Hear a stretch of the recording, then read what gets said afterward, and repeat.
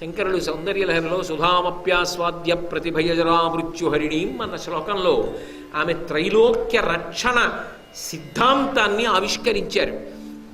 ఏదో దేవతలు దానవులు వెళ్ళి క్షీరసాగర మథనం చేస్తే హాలాహలం వస్తే అందరూ పరిగెత్తారు. చని కైలాసముజొచ్చి శంకరుడి వాసద్వారముంజేరీశుని దవ్వారికులడ్డు పట్టతల మంచుంచొచ్చి కుయ్యో మొర్రో విను మాలింపుము చిత్తగింపుము దయన్ వీక్షింపు మంచు అంబుజాననము కిల్కని రక్త రక్షణ కళా సంరంభురిన్ చెంభురిన్. పరమశివుడి దగ్గరికి వెళ్ళి పెద్ద ప్రార్థన చేశారయ్యా, తెలియక పాలసముద్రాన్ని వధించాం, హాలాహలం పుట్టింది, నువ్వు రక్షించు, దాన్ని పుచ్చుకో అన్నారు. ఆయన వెళ్ళి అమ్మవారి దగ్గర అబ్బో ఇన్ని మాటలు చెప్పాడు. హరిమది ఆనందించిన హరినాక్షి జగంబులెల్లయ ఆనందించున్ హరియును జగములు వెచ్చగ గరళము వారించుటుప్పు కమలదలాక్షి పరహితము చేయునెవ్వడు పరమహితుండవును భూత పంచకమునకున్ పరహితమే పరమధర్మము పరహితునకు ఎదురు లేదు పర్వేందుముఖి. పరులకు ఉపకారం చేద్దామనుకున్న వాడిని పంచభూతములు కాపాడతాయి పార్వతి. చూసావా బిడ్డలు ఎలా ఏడుస్తున్నారో.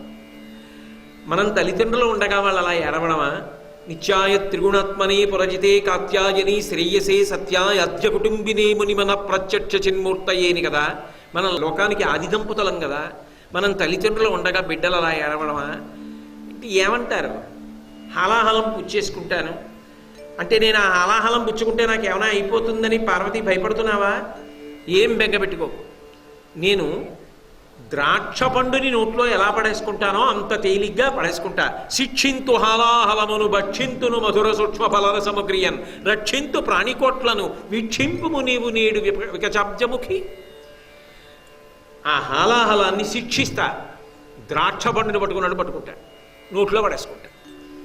దా వచ్చి వీధిలో నుంచి అలా చూడు ఎంత హేళగా హాలాహలం తినేస్తాను అంటే ఆవిడేమైనా బెంగెట్టుకుంటుందేమో అని ఆయన ఇవన్నీ చెప్పాడు. పాపం ఆవిడ చాలా తేలిగ్గా అంది, మీకు ఎలా తోస్తే అలా చేయండి అంటే వింటున్న సుఖబ్రహ్మకి భయం వేసింది. అదేమిటండి, భర్త ఎంత వ్యసనపరుడైనా బతికుండాలి కదా, భార్య కోరుకుంటుంది. అటువంటిది పరమశివుడు హాలాహలం బుచ్చేసుకుంటానంటే పార్వతీదేవి ఎలా ఒప్పుకుందానని. మృంగెడువాడు విభుండని మృంగెడిదియు గరళమనియు మేలని ప్రజకున్ మృంగమని సర్వమంగళ మంగళ సూత్రం మొనెంతమది నమ్మినదు. ఆవిడ సర్వమంగళాదేవత.